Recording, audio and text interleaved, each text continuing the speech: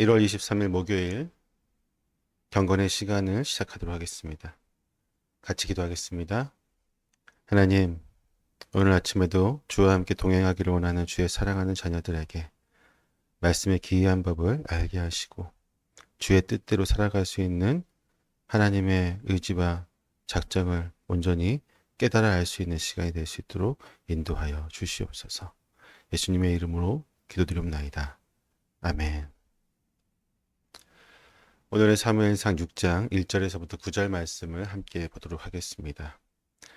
같이 읽겠습니다. 여호와의 궤가 블레셋 사람들의 지방에 있은 지 7달이라. 블레셋 사람들이 제사장들과 복술자들을 불러서 이르되 우리가 여호와의 궤를 어떻게 할까? 그것을 어떻게 그 있던 곳으로 보낼 것인지 우리에게 가르치라. 그들이 이르되 이스라엘의 신의 궤를 보내려거든 거저 보내지 말고 그에게 속건제를 드려야 할지니라. 그리하면 병도 낫고 그의 손을 너희에게서 옮기지 아니하는 이유도 알리라 하니. 그들이 이르되 무엇으로 그에게 드릴 속건제를 삼을까 하니. 이르되 블레셋 사람들의 방백의 수요대로 금 독종 5과 금지 5마리라야 하리니 너희와 너희 통치자에게 내린 재앙이 같음이니라. 그러므로 너희는 너희 독한 종기의 형상과 땅을 해롭게 하는 쥐의 형상을 만들어 이스라엘 신께 영광을 돌리라. 그가 혹 그의 손을 너희와 너희의 신들과 너희 땅에서 가볍게 하실까 하노라. 애굽인과 바로가 그들의 마음을 완악하게 한 것 같이 어찌하여 너희가 너희의 마음을 완악하게 하겠느냐. 그가 그들 중에서 재앙을 내린 후에 그들이 백성을 가게 함으로 백성이 떠나지 아니하였느냐. 그러므로 새 수레를 하나 만들고 멍에를 메어보지 아니한 젖나는 소 2마리를 끌어다가 소의 수레를 메우고 그 송아지들은 떼어 집으로 돌려보내고 여호와의 궤를 가져다가 수레에 싣고 속건제로 드릴 금으로 만든 물건들은 상자에 담아 궤의 곁에 두고 그것을 보내어 가게 하고 보고 있다가 만일 궤가 그 본 지역길로 올라가서 베세메스로 가면 이 큰 재앙은 그가 우리에게 내린 것이요 그렇지 아니하면 우리를 친 것이 그의 손이 아니요 우연히 당한 것인 줄을 알리라 하니라. 아멘.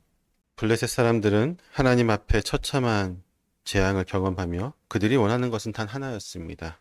바로 재앙을 멈추게 하는 것이었죠. 그리고 그들은 여호와의 궤가 이스라엘로 돌아가지 않으면 재앙이 끝나지 않을 것이라고 하는 사실을 알게 되었습니다. 그리고 그 해결책을 찾기 위해서 그들은 방백들을 모집하게 됩니다. 그들은 어떻게 하면 여호와의 궤를 돌려보낼 수 있을까? 그리고 돌려보내는 것이 어떤 방법으로 돌려보냈을 때 자신들에게 이 재앙이 끝나게 될 것인지에 대해서 생각하게 되죠. 그들이 이런 생각을 하게 된 것은 당시의 문화 속에서 노예를 돌려보낼 땐 절대로 빈손으로 보내지 않는다고 하는 법칙이 있었기 때문입니다.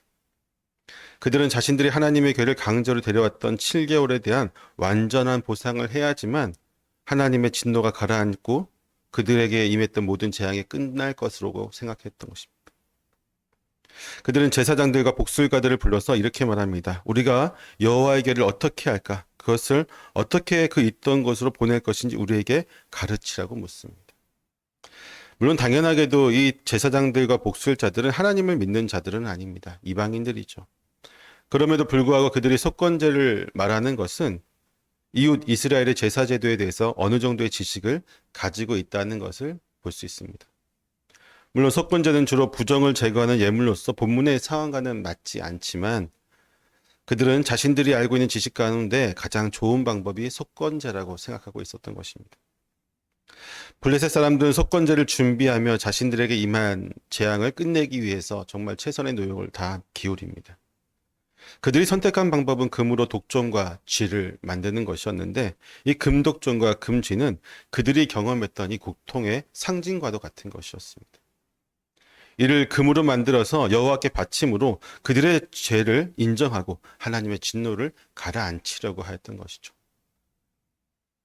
당시 문화에서 금은 가장 존귀한 가치를 가지고 있는 물질이었습니다. 블레셋 사람들은 자신들이 경험한 재앙의 무게를 금이라고 하는 가장 귀한 것으로 표현하려고 했던 것입니다. 우리가 하나님께 이 고통의 값을 드립니다라고 고백하는 것이죠. 그들이 당한 재앙을 소멸시키려고 하는 금으로 만든 이 금독존과 금쥐는 그들의 강한 의지를 드러내고 있습니다. 또한 숫자도 주목할 만한데 여기에는 다섯 독존과 다섯이라고 하는 이 숫자가 등장을 합니다. 금으로 만든 이 숫자는요, 블레셋의 온 나라가 하나님의 재앙 앞에 완전히 항복하였음을 의미합니다. 블레셋을 다스리는 방백들의 가장 큰 도시는 다섯이었기 때문이죠. 5개의 도시가 전체, 물론 재앙이 임한 도시는 3군데였지만 블레셋의 모든 도시가 다 하나님 앞에 굴복했다는 것을 의미하고 있습니다.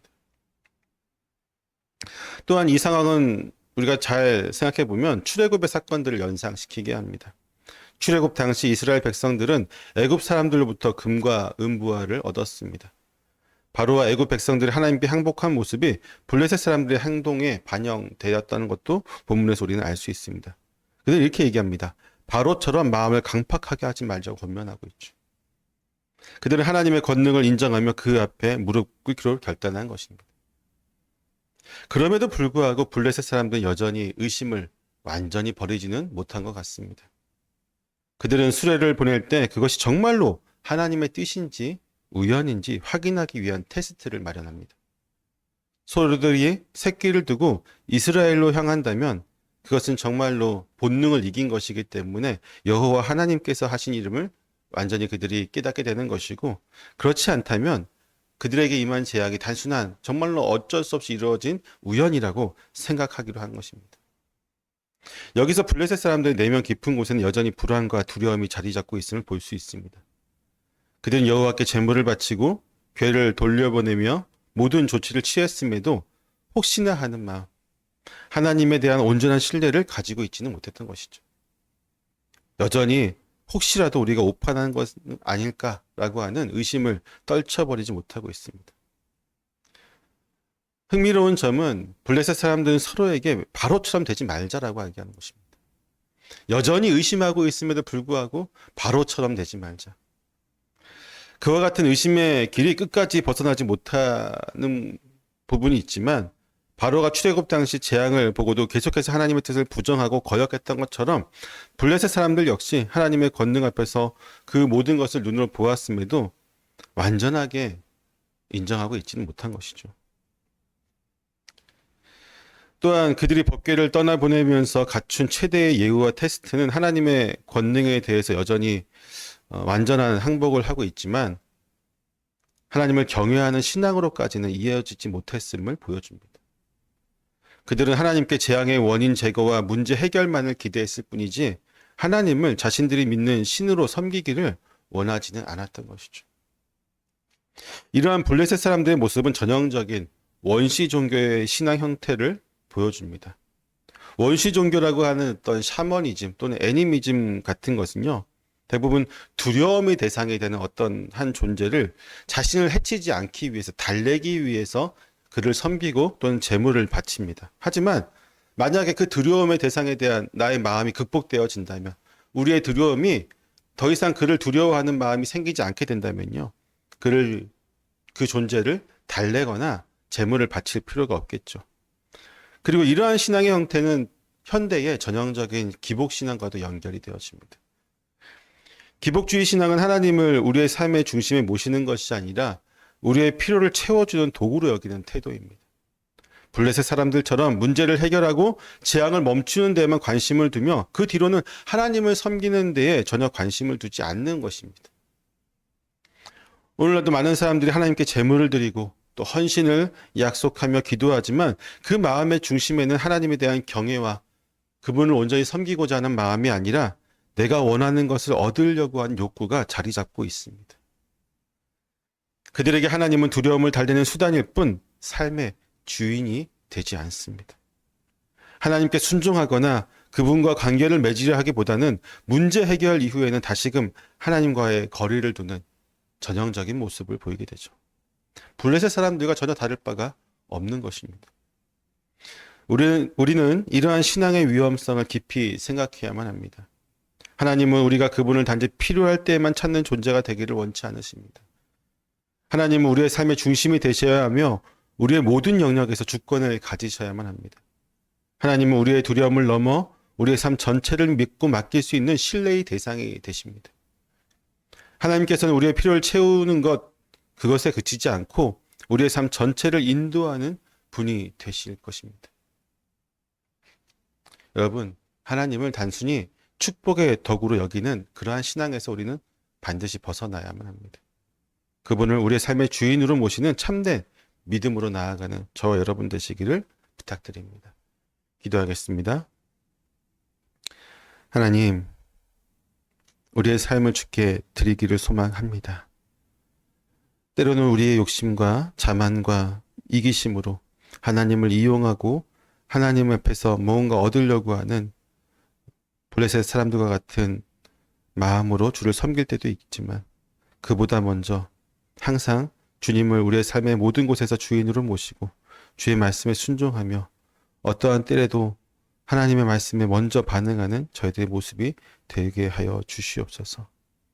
오늘 하루도 우리의 욕심이 아닌 하나님의 말씀으로 채워지는 삶이 되기를 소망합니다. 예수님의 이름으로 기도드립니다. 아멘.